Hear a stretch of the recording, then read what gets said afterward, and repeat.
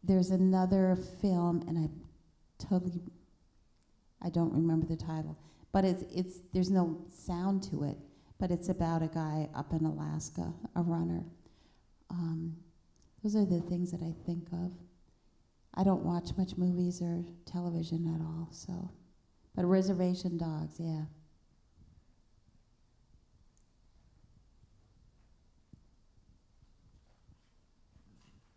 I'll balance by putting this to Eli.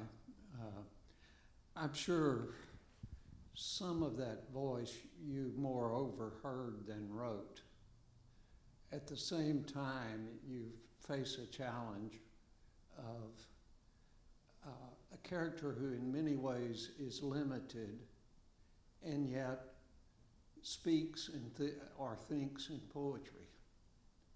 How did you manage that struggle to bring off that voice so effectively as you did? Yeah, thank you. That voice that in that first line, still feel the burn on my neck. It was my last season coaching, and I was also teaching English at Morrilton. So I'd gone to be an assistant coach, and I had this beautiful thing where I had a lunch break that tied into a prep period, which gave me like an hour and a half, of like no time, no students. And I was getting my peanut butter and jelly sandwich out for lunch, and that line came to me, still feel the burn on my neck. Told coach it was a ringworm this morning when he picked me up. And it was clipped just like that. Like that was the voice. And it's one of the few times that I've ever just sat down, and the whole first chapter, it ended up being a short story. It just came. Like it came out line for line, almost exactly as it stands in the book now.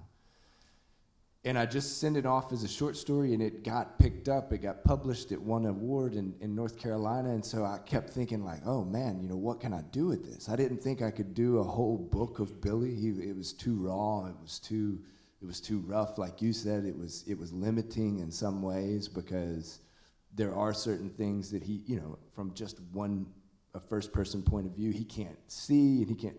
So I started playing with it. So every other chapter alternates to third person point of view, to different characters, the coach's wife. And that's kind of how I was able to balance it all out. But Billy's voice was always the engine. It was the thing that just came in an hour and a half. It was 1,500 words and a first chapter, a short story. And I've never had anything like that ever happen again. Every other thing is you write, and then you go back and you edit and you clean and you change and you move. But that one bit, it was like I put my fingers up and the lightning struck, so.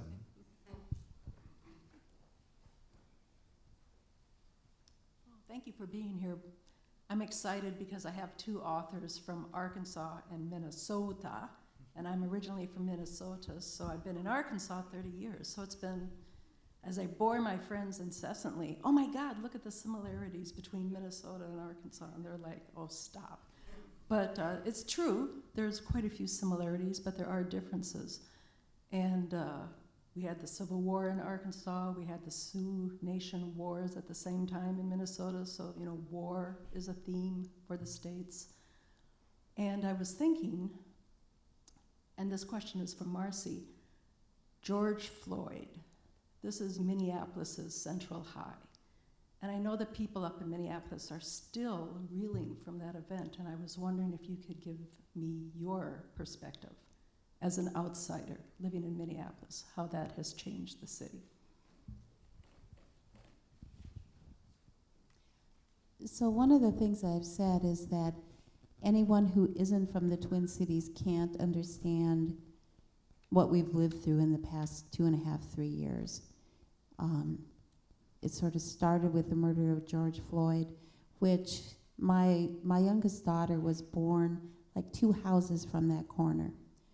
She was born at home. And where I would go get my minutes on my phone was from that store. Not my oldest granddaughter, my second oldest granddaughter went to school with the girl who filmed the murder. So, it was the murder, it was COVID, it was Army tanks lining the Target parking lot. It was me and my granddaughter going out at night for, at sunset for 2 weeks straight, watering our garage and backyard because there were people not from Minneapolis who were coming into Minneapolis to instigate a racial war. And so it was like, we had to patrol our alleys looking for left behind gas and bricks and things that and then people were burning stores and buildings. The Native community actually banded together, and we have what's called Franklin Avenue, which is the Native corridor, and then Phillips neighborhood, which is when I moved to the cities, it was the reservation in the city. Our community is the only place where nothing was destroyed. And that, again, back to the American Indian movement. We had people patrolling the streets, the AIM patrol was out.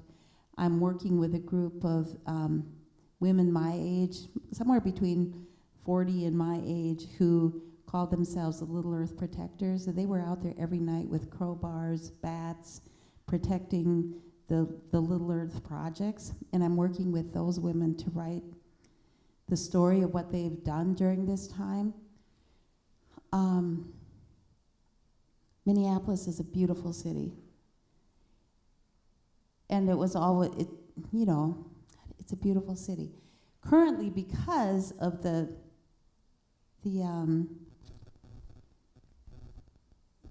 what is his name, Chauvin, getting arrested, the police have basically made a decision to not police. And so there's no point in calling the police if you need police. We have it's kind of crazy right now living in the city where still to this day, the police have decided to not police. We had the George Floyd murder, we had 3 other killings by police killings of young black men by police in Minneapolis and St. Paul over this time period. I don't know what else to say about it. In terms of Little Rock being like the Twin Cities or Arkansas being like Minnesota, as soon as I got here, my guide took me to get some delicious barbecued pork, took me down to the river to eat my lunch, and I was like, is there a writing residency here? Can I come here for the winters? I'm sitting up here in my in a jacket and a scarf because I'm cold, but you guys, this is like Minnesota summer here without the mosquitoes. And like if I could come down here and write for 6 months, sounds ideal to me. Long answer, sorry. So yeah, I think that's a call for anyone that has a place in the winter that they're looking to host some writers. We're getting close to the end of our panel, and I wanted to leave some time to ask both of our authors what they're working on now and what's next from them. What can we look forward to? So maybe Eli, I'll start with you. Definitely, yeah. The next book comes out in April. So same publisher, it's called Ozark Dogs. And it's inspired by, loosely based on, a true crime that happened in Russellville. And yeah, it's a Vietnam War veteran.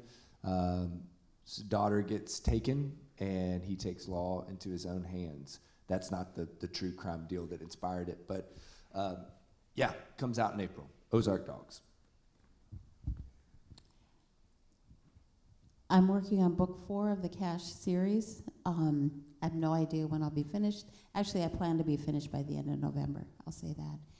I'm working on a standalone novel that's a contemporary novel with cell phones and DNA set on a different reservation more up towards Duluth, Minnesota.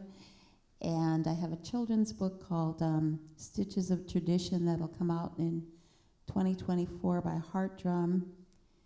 November 7th, I have a staged reading of a play that I've written about missing and murdered Indian women that will have a staged reading at the History Theater in St. Paul, Minnesota.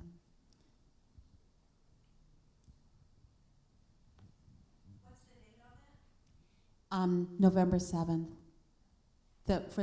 For the play reading? Yep. It's just a staged reading, and it's at the History Theater in St. Paul, Minnesota. All right, great.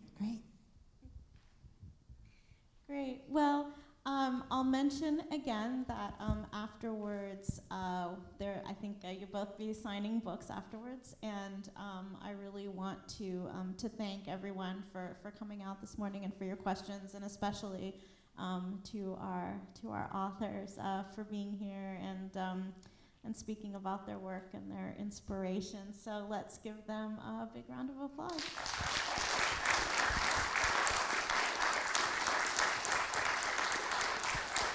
Thank you. Thank you.